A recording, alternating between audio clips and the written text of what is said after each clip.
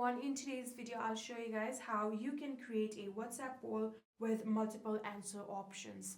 Well, it's very easy. So first of all, simply open your WhatsApp and then you'll have to open the chat that you want to create the poll with.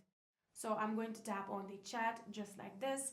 Here you can see this is the previous one that I created. So in order to create a poll just like this, you'll have to tap on this plus icon that you can see right here.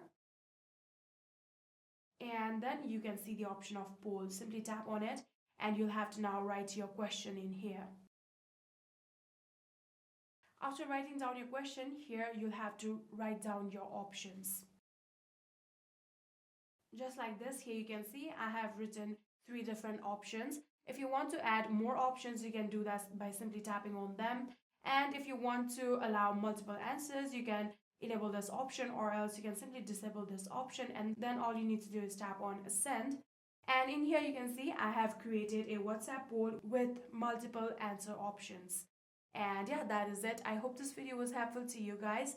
If it was, please do not forget to hit that subscribe button and like our video. Thank you so much for watching. See you in the next.